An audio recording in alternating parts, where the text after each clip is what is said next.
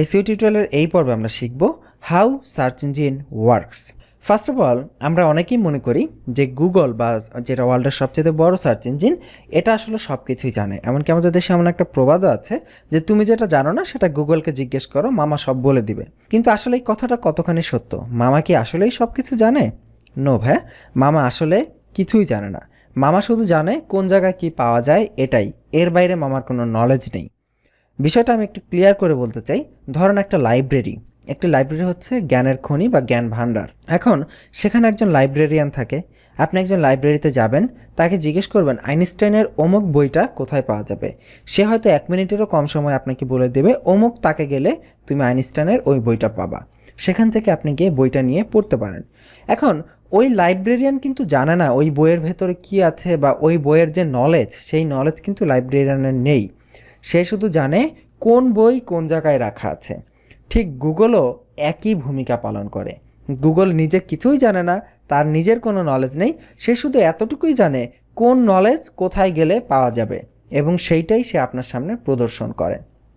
আপনি যখন গুগলে কোনো কিছু লিখে সার্চ করেন, সে তার ওই নলেজের ভাণ্ডার, যেহেতু সে জানে যে কোন ওয়েবসাইটে কী আছে, সো সে সেখান থেকে আপনাকে ওই নলেজের ভাণ্ডারের লিঙ্কগুলো আপনার সামনে এনে দেয় যে তুমি অমুক ওয়েবসাইটের অমুক পেজে গেলে এই তথ্যটা জানতে পারবা, এবং আপনি ওই লিঙ্কে ক্লিক করে সেই ওয়েবসাইট থেকে মূলত আপনি তথ্যগুলো সংগ্রহ করেন।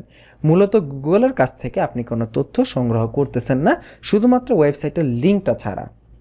এবং এইটাই হচ্ছে মূলত সার্চ ইঞ্জিনের ভূমিকা।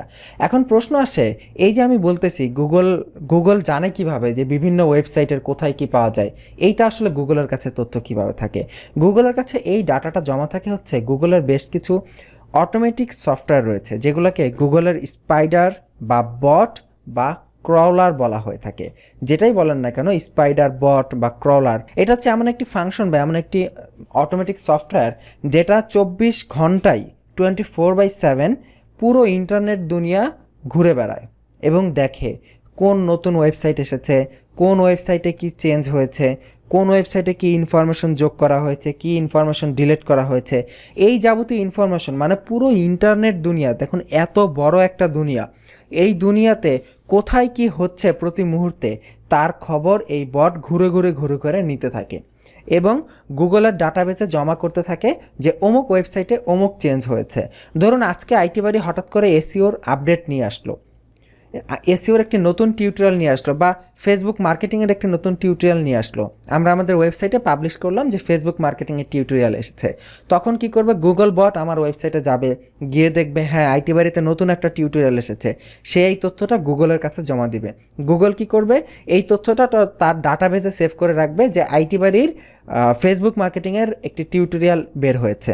যখনই কেউ ফেসবুক মার্কেটিং টিউটোরিয়াল লিখে সার্চ করবে, তখন সে তার এই ডাটাবেসে যেহেতু তথ্যটা জমা আছে যে আইটি বাড়ির একটি বাংলা টিউটোরিয়াল আছে ফেসবুক মার্কেটিংয়ের উপর, সে যদি দেখে আমাদের ফেসবুক টিউটোরিয়ালটি কোয়ালিটি সম্পন্ন, তাহলে সে আমাদের ওই ফেসবুক টিউটোরিয়ালের কথাটা যে পেজে লেখা ছিল সেই পেজকে সবার সামনে এনে উপস্থাপন করবে।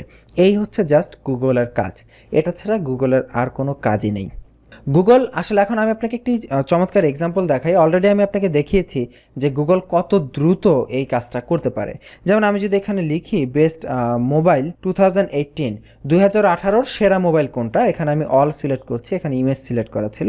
দেখুন যখন আমি বেস্ট মোবাইল 2018 লিখে সার্চ করলাম, এখন জাস্ট এই ছোট্ট স্ট্যাটিস্টিক্সটা আপনি একটু ভালো করে লক্ষ্য করুন। নিশ্চয়ই অলরেডি বুঝে গেছেন 9.6 বিলিয়ন রেজাল্টস।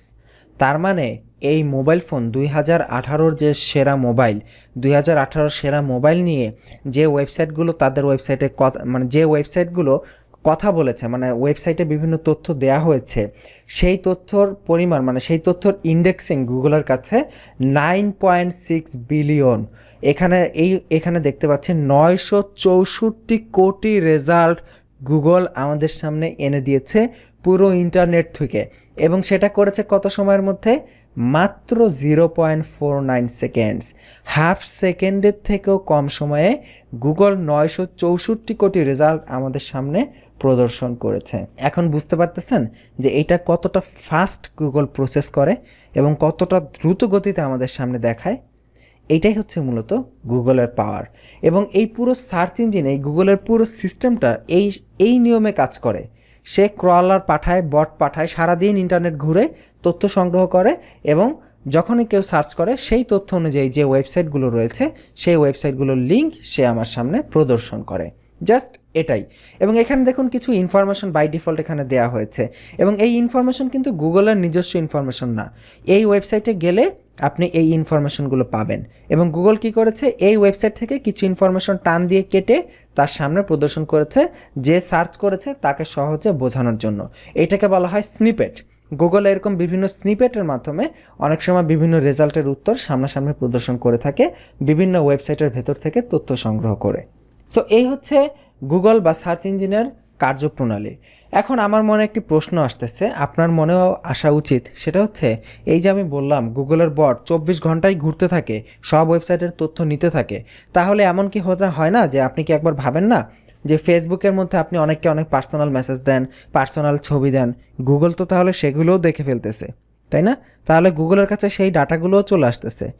এরকম হলে কীরকম হলো? তাহলে তো মানুষের কোনো প্রাইভেসি থাকলো না। আসলে এই বিষয়টা কন্ট্রোল করা যায়।